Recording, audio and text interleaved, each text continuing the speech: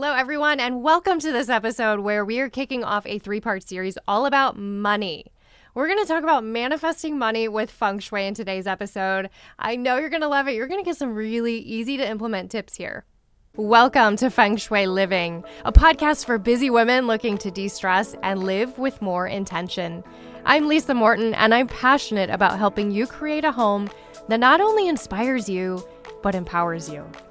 Years ago, I was severely struggling with my mental health and wellness, and while I'd implemented yoga, meditation, therapy, and more, I just could not find that missing piece of the puzzle.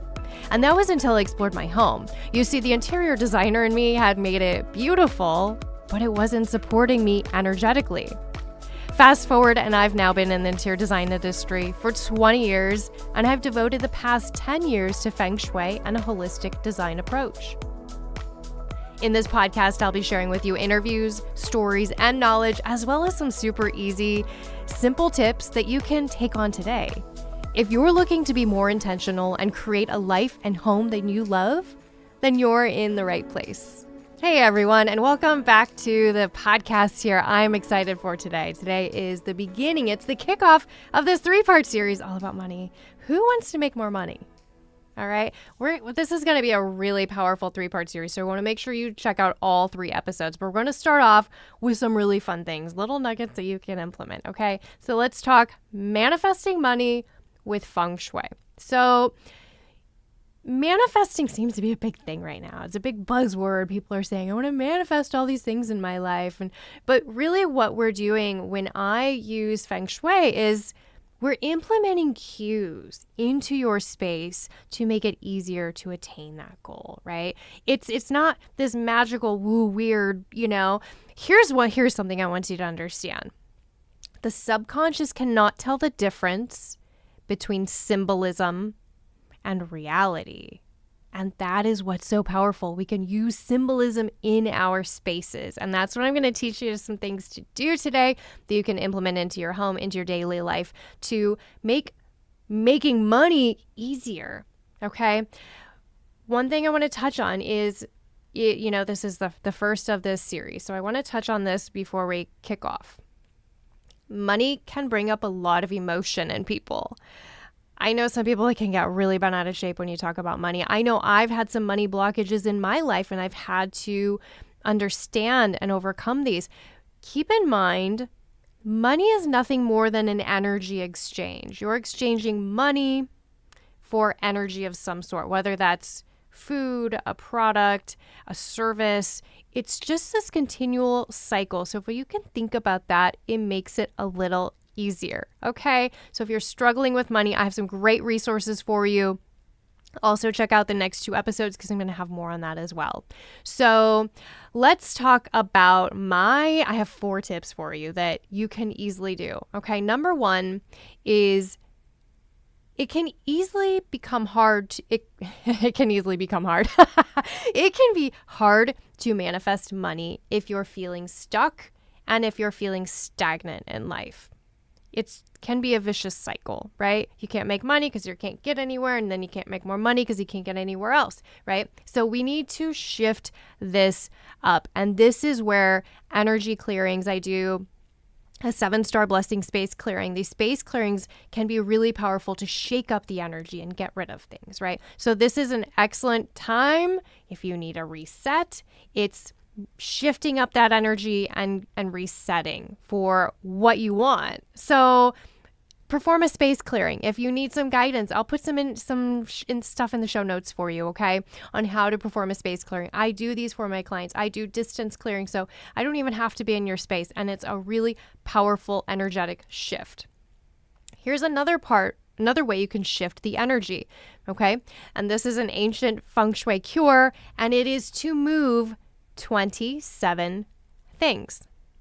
You're like, why 27? All right. So numbers have power, right? I want you to find exactly 27 objects, things in your space to move, to readjust, to reassign. Okay. And I tell all my clients to be very intentional. I'll also include in the notes a link to a worksheet that I give my clients. And I have them list exactly those 27 things. And 27 equals, in numerology, equals a 9, which is a number of completion, right? So move these 27 things. Be very intentional. Write them down. Know exactly what you're going to move. And it can literally be picking up this picture frame that's on this table and moving the picture frame to the other table. It doesn't have to be rearranging your entire home or remodeling your home. Just be very intentional with moving exactly 27 things and make it fun. Maybe you want to get your family involved. I'm the type of person, I love to create almost a ceremony out of everything. I'll light a candle. I'll put on some pretty music. I'll maybe wear something really nice that connects to the energy I'm looking to, or what I'm looking to do, right? Open the windows. Set a time to do this. Be very intentional. And the more intention you can bring, you can set up, you can prepare with, then the more wonderful the outcome will be. So move those 27 things. That's number 1. All right. My feng shui tip for money, they'll say fast money, quick money, is number 2 is to use your front door. When was the last time you used your front door? I know we're all in that mode of we park our car in the garage, we walk in the door, and we don't even go in or out through the front door. So I want you to start using it tomorrow. I want you to start using it tomorrow. That can be, get creative and set up a routine. That's what I tell my clients. Set up a routine. Start walking the dog out of your front door. If you normally head out the back door, go out the front door instead. Or go out the front door to get the mail. Or go out the front door when you go on your evening walk. I normally go out and I check the weather, and it's not a big deal. I just go out, stand outside, do a twirl around, take a big breath of fresh air, and go back in. Actually, recently I did a little shift and I've started burning incense outside my door every morning. So that's what I've taken on. But I want you to come up with some sort of routine to use your front door almost every day if you can. The front door is very symbolic in feng shui. This represents the mouth of chi, or of energy. This is where the energy comes in, and then the other doors and the windows are the eyes and the ears. But this mouth of chi is so important. So I want you to make sure that you're using it. Next, give the space a little TLC. Give it a sweeping. Check in for any spent light bulbs. Just do what you can to really love on your front door. Hey friends, we're going to take a moment for a quick word from our sponsor. Are you struggling to find balance amidst work, family, and finances? I want you to meet my friend Money Coach Connor. Say farewell to stress and uncertainty.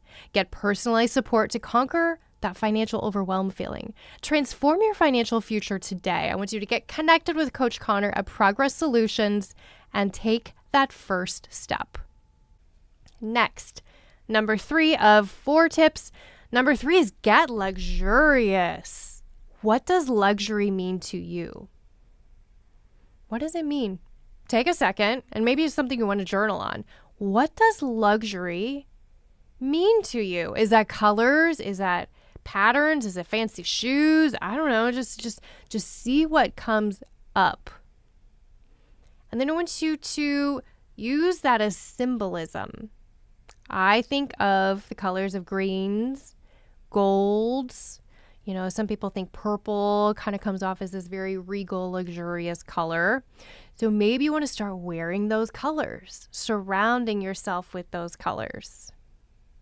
Maybe wear jewelry that's extra sparkly. Instead of saving it for these special events, wear it to go sit in carpool or pick up your groceries. Pull out those luxurious things and amp up your everyday luxury vibe of yourself, right? Does that make sense? I want you to implement these in your everyday. Don't just save them for good. Pull out the really nice cloth napkins. Use the really nice dishes.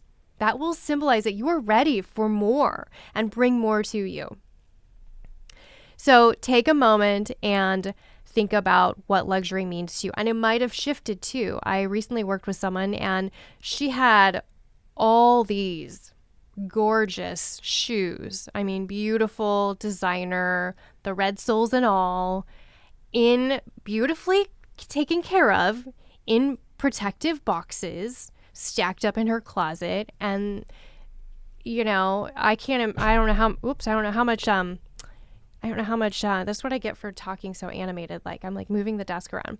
I don't know how much money this woman had in shoes, just in unworn, unused shoes. Think about the symbolism there. It's a lot of investment in these shoes that she doesn't wear anymore. She doesn't love.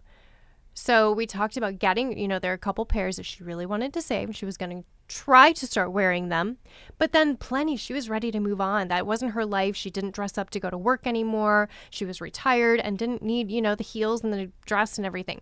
So she decided to lose some of those beautiful shoes and donate them, give them, sell them, do whatever. And luxury to her now meant really luxurious bedding. Now, I had to kind of push her into this to kind of find something, but bedding was it. So we found her the most beautiful, luxurious sheets, blankets, pillows. We got beautiful decorative pillows, and her bed is just so luxurious now. So make sure that it's luxury for you. All right. Number 4, get your life in order, folks. Get your finances in order. This is a great time for this reset. To take on and bring in more money, get a new wallet. This is your permission slip. Go get a new wallet, get a new purse, wherever you keep your money. Maybe you have a card case that you keep your money in. Find a new one, something fresh. You know, traditionally red would be an excellent color. I don't personally identify with red. I'm not a red person. To me, I just love something with a beautiful coloring. And so I found this beautiful, what color is it? Almost like a sapphire blue wallet with this, I think it's like Marc Jacobs, maybe like a gold emblem on it. And it just feels luxurious to me. And I love the blue. I'm a blue fan. And so I saw it. I fell in love. That has to be my new wallet. So find something new to refresh your money. And then I want you to make sure you're showing respect for your money. Keep those dollars in alignment. Don't just, I know we don't use a lot of cash anymore, but you might have a few bucks floating around for tips like I do. I have, a 10, a couple 5s and some 1s for tips or valet or something, and make sure they're nicely aligned. Don't just shove them in a cubby or in a little pocket in your purse. Make them show respect for your money. Have them aligned, have them arranged neatly in order. Check in with your credit cards. Are they in order? Do you have an expired one? Is everything up to date? Do you need to request a new card? And then check in with payment accounts maybe you have online. Make sure everything's in order. Check in with your bank. Do you need to reset your password because it's been a while? Get prepared to make money. Also, if you have a business, check in with your bookkeeping system. Is everything up to date and prepared so that you are fully ready for all these funds to come your way? So, folks, those are my 4 tips for fast money to get the energy flowing. Again, number 1 is if you're feeling stagnant, open those windows, get some clearing happening, some shift in that energy, and move 27 things. Number 2 is use your front door. Number 3 is get luxurious, whatever that means to you. And number 4 is get things in order, folks, because it's going to be coming. I'm so excited for you. I hope you enjoyed part 1 of this 3-part series on manifesting and making money with Feng Shui. I'll be back next time with another episode and some more awesome tips. I'll see you then. I'd like to thank our production company, Coraggio Media, the WELT 95.7 studios, and our sponsor, Good Chi. For more information, follow the link in the show notes. Be sure to hit like, hit the subscribe button, and leave us a 5-star review. If you want to connect, find us on Facebook and be sure to let me know what topics you'd like to hear about. Thank you so much for listening. See you next time.